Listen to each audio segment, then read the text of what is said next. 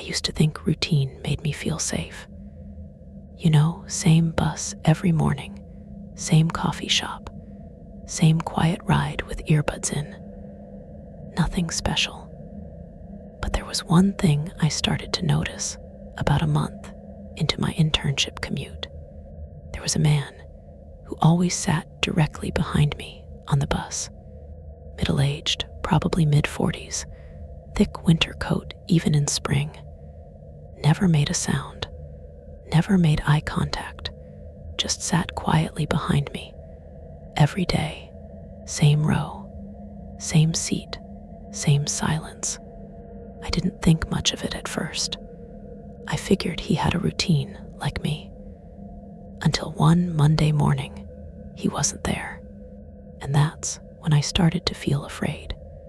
Because when I looked behind me and saw the empty seat, I felt something like relief. Like I'd been holding my breath around him without realizing it. That evening, I saw him again. Only this time, he wasn't on the bus. He was across the street from my apartment building, just standing there, hands in pockets, staring in my direction. He didn't wave, didn't move. The next morning, he was back on the bus, behind me, like nothing had changed. It kept happening. Some mornings he'd vanish. Then I'd spot him later outside my gym, across from the coffee shop, even once in the reflection of the window at work. Always nearby, always quiet, always watching. I mentioned it to my boyfriend. He told me I was being paranoid. It's a big city, he said. You're just seeing someone familiar. But I knew the difference between familiar and focused. Then one Friday, I got on the bus and my usual seat was taken. I had to sit 2 rows ahead of where I normally sat, and when I glanced back, he was already sitting behind me. I got off at the next stop, didn't go to work. I couldn't. My hands were shaking too badly to even text. That night, I found something in my mailbox. It was a torn bus ticket. My name was written on the back, and underneath it, my apartment number. I took it to the police. They pulled security footage from the bus, the apartment lobby, my street. But here's the thing, they didn't find him. Not once, in any of it. It was like he never existed. But I saw him every day, felt his breath behind me, heard the creak of the bus seat as he shifted, smelled the musty old coat. So who was sitting behind me all those mornings? And why, even now, long after I've changed my routine, moved apartments, and stopped riding that bus, do I still feel someone standing behind me whenever I sit down? I drive Uber on weekends. Part-time, nothing serious, just enough to cover my student loans and pad the rent. I usually don't drive late at night, but last Saturday I stayed home. Didn't even start the app. So when I got a message Sunday morning from a girl saying, "Hey, I think I left my phone in your car last night," I figured it was a mistake. I replied, "Sorry, I wasn't driving." No answer. A couple hours later, I found a phone in my backseat. No case. Cracked screen. A little pink charm hanging from the charging port. I was confused. I hadn't driven. I checked my trip history, and that's when it got weird. There was a ride logged at 2:47 a.m. from a downtown club to an address on my own street. The trip showed my profile, my name, my license plate. But I was asleep in my apartment during that exact time. And it gets worse. The phone powered on for a second. I saw the lock screen, a girl's face smiling. Then it buzzed. New message. Why did you leave me? I dropped it. got a sick feeling in my stomach. More texts came in from unknown numbers. I saw you in the mirror. You shouldn't have taken her. She trusted you. I took the phone to the police. They ran the serial number. It was registered to Sophie Del Rey, a missing college student, reported 2 days ago. Last seen leaving a party downtown, and her last known Uber driver, me. But I never met her, never picked her up. The police looked skeptical. They pulled traffic cam footage. My car was seen leaving the club that night. Exact make and model.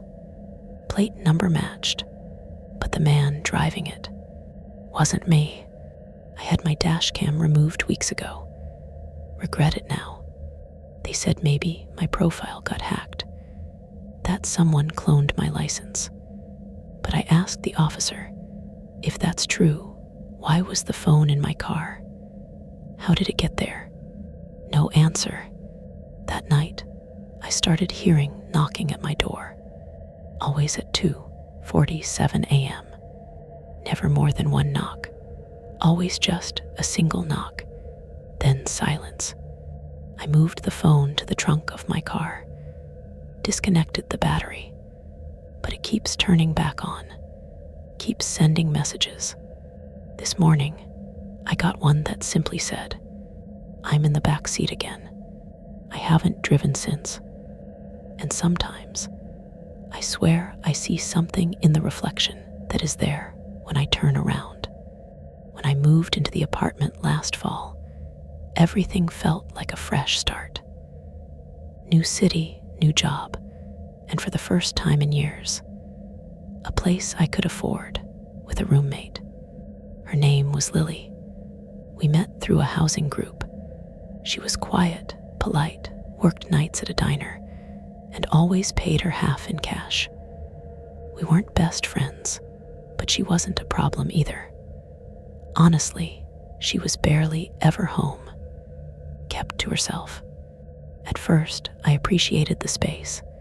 I thought, nice, no drama. She'd leave post-it notes. Took your package in. Made extra pasta if you want some. Sweet stuff. But she was private. Her bedroom door stayed locked when she was out. I respected that, until little things started to feel off. One day, the building manager knocked to inspect the fire alarms. I told him I'd text Lily so he could check her room. He just looked at me and said, "You mean you're living alone, right?" I laughed it off. "No, my roommate Lily's here. We both signed the lease." He blinked. "There's only your name on the lease." I pulled up the messages, the signed agreement between the two of us. He shrugged and said, "You must have added her after. But officially, it's just you here." That started bothering me. Even my neighbors would say, "Oh, I thought you lived alone." No one had seen her come or go. A week later, she texted saying she'd be gone for the weekend. Her room stayed locked, like always. But the nagging feeling in my gut finally got loud enough.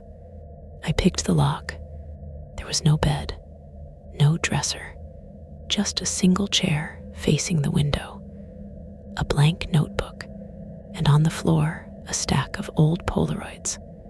They were all of me, sleeping, brushing my teeth, sitting on the couch, headphones in, all taken from inside the apartment. I couldn't breathe. I backed out slowly, hands shaking.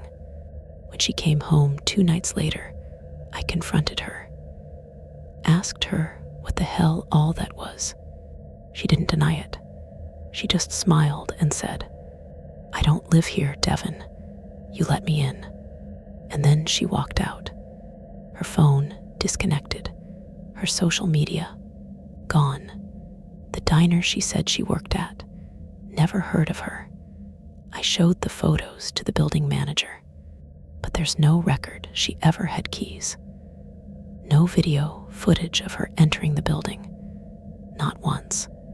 I had the locks changed, blocked the windows, got cameras. But every night since then, I wake up to new Polaroid.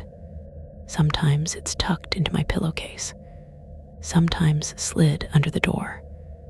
Always of me, sleeping, last night's foe. I was sleeping with someone standing behind me.